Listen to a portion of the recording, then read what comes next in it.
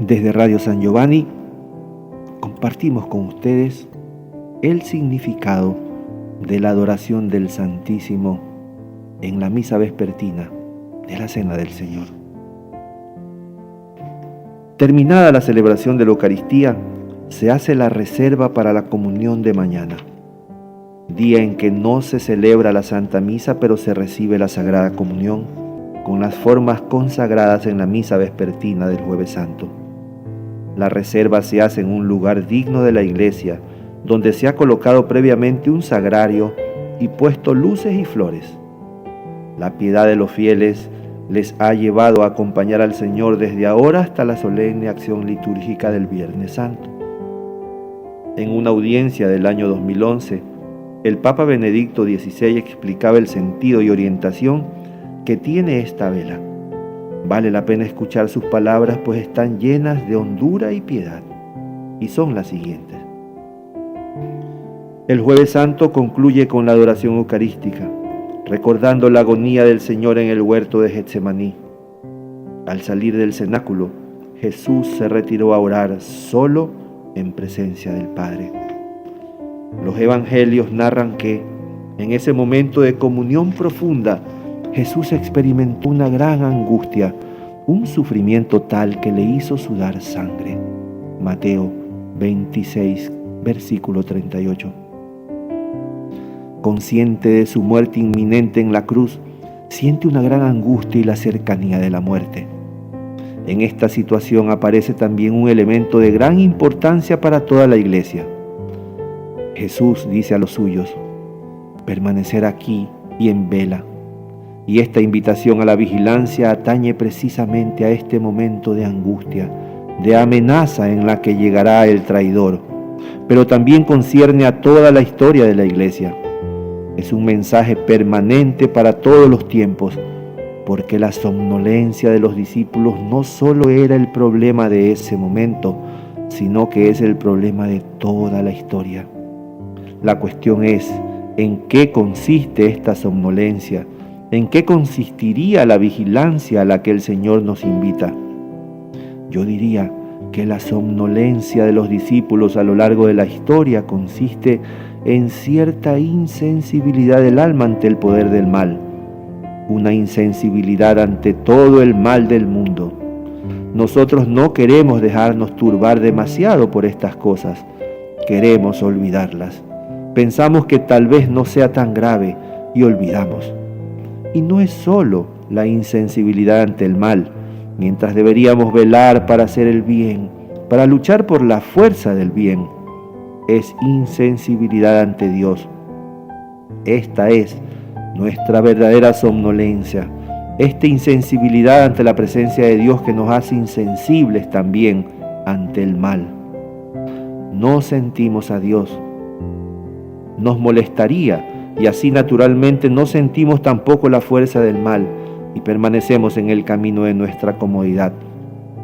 La adoración nocturna del jueves, el estar velando con el Señor, debería ser precisamente el momento para hacernos reflexionar sobre la somnolencia de los discípulos, de los defensores de Jesús, de los apóstoles, de nosotros que no vemos y no queremos ver toda la fuerza del mal, y que no queremos entrar en su pasión por el bien, por la presencia de Dios en el mundo, por el amor al prójimo y a Dios. Luego, el Señor comienza a orar. Los tres apóstoles, Pedro, Santiago y Juan, duermen, pero alguna vez se despiertan y escuchan el estribillo de esta oración del Señor: no se haga mi voluntad sino la tuya. ¿Y qué es mi voluntad? ¿Y qué es tu voluntad de la que habla el Señor? Mi voluntad es que no debería morir, que se le evite ese cáliz del sufrimiento. Es la voluntad humana, de la naturaleza humana, y Cristo siente con toda la conciencia de su ser la vida, el abismo de la muerte, el terror de la nada, esta amenaza del sufrimiento. Y siente el abismo del mal más que nosotros, que tenemos esta adversión natural contra la muerte, este miedo natural a la muerte. Además de la muerte, siente también todo el sufrimiento de la humanidad, siente que todo esto es el cáliz que debe beber, que debe obligarse a beber, a aceptar el mal del mundo, todo lo que es terrible, la aversión contra Dios, todo el pecado. Y podemos entender que Jesús, con su alma humana, sienta terror ante esta realidad que percibe en toda su crueldad. Mi voluntad sería no beber el cáliz, pero mi voluntad está subordinada a tu voluntad, a la voluntad de Dios, a la voluntad del Padre, que es también la verdadera voluntad del Hijo. Así Jesús, en esta oración, transforma la aversión natural, la aversión contra el cáliz, contra su misión de morir por nosotros. Transforma esta voluntad natural suya en voluntad de Dios, en un sí a la voluntad de Dios. El hombre de por sí siente la tentación de oponerse a la voluntad de Dios, de tener la intención de servir su propia voluntad, de sentirse libre solo si es autónomo. Opone su propia autonomía a la heteronomía de seguir la voluntad de Dios. Este es todo el drama de la humanidad, pero en realidad esta autonomía está equivocada. Y este entrar en la voluntad de Dios no es oponerse a sí mismo, no es una esclavitud que violenta mi voluntad, sino que es entrar en la verdad y en el amor, entrar en el bien. Y Jesús tira de nuestra voluntad, que se opone a la voluntad de Dios, que busca autonomía. Tira de nuestra voluntad hacia lo alto, hacia la voluntad de Dios. Este es el drama de nuestra redención, que Jesús eleva hacia lo alto nuestra voluntad, toda nuestra aversión contra la voluntad de Dios y nuestra aversión contra la muerte y el pecado, y la une a la voluntad del Padre. Y dice: no se haga mi voluntad sino la tuya. En esta transformación del no en un sí, en esta inserción de la voluntad de la criatura en la voluntad del Padre, Él transforma la humanidad y nos redime, y nos invita a entrar en este movimiento suyo, salir de nuestro no y entrar en el sí del Hijo. Mi voluntad está allí, pero es decisiva la voluntad del Padre, porque esta es la verdad y el amor. Hay otro elemento de esta oración que me parece importante. Los tres testimonios han conservado, como se puede constatar en la Sagrada Escritura, la palabra hebrea o aramea con la que el Señor habló al Padre. Lo llamó Abba, Padre. Pero esta fórmula Abba es una forma familiar del término Padre, una forma que solo se usa en familia, que nunca se había usado refiriéndose a Dios. Aquí vemos la intimidad de Jesús que habla en familia, habla verdaderamente como hijo con el Padre. Vemos el misterio trinitario, el Hijo que habla con el Padre y redime a la humanidad.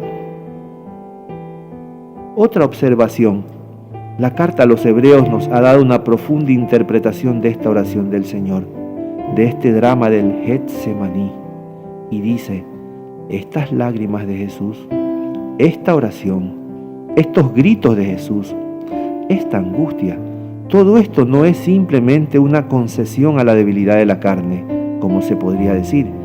Precisamente así realiza la función del sumo sacerdote, porque el sumo sacerdote debe de llevar al ser humano con todos sus problemas y sufrimientos a la altura de Dios. Y la carta a los Hebreos dice: con todos estos gritos, lágrimas, sufrimientos, oraciones, el Señor ha llevado nuestra realidad a Dios. Y usa la palabra griega prosferein, que es el término técnico para indicar lo que debe hacer el sumo sacerdote: ofrecer, alzar sus manos. Precisamente en este drama del Getsemaní, donde parece que ya no está presente la fuerza de Dios, Jesús realiza la función del sumo sacerdote y dice además que en este acto de obediencia, es decir, de conformación de la voluntad natural humana a la voluntad de Dios, se perfecciona como sacerdote, y usa de nuevo la palabra técnica para ordenar sacerdote. Precisamente así se convierte realmente en el sumo sacerdote de la humanidad, y así abre el cielo y la puerta a la resurrección.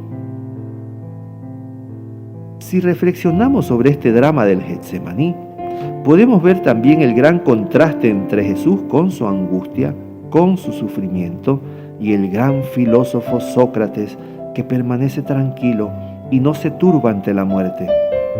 Y esto parece lo ideal. Podemos admirar a este filósofo, pero la misión de Jesús era otra. Su misión no era esa total indiferencia y libertad. Su misión era llevar en sí todo nuestro sufrimiento, todo el drama humano, y por eso, precisamente, esta humillación del Getsemaní es esencial para la misión del hombre Dios. Él lleva en sí nuestro sufrimiento, nuestra pobreza, y Él transforma según la voluntad de Dios, y así abre las puertas del cielo.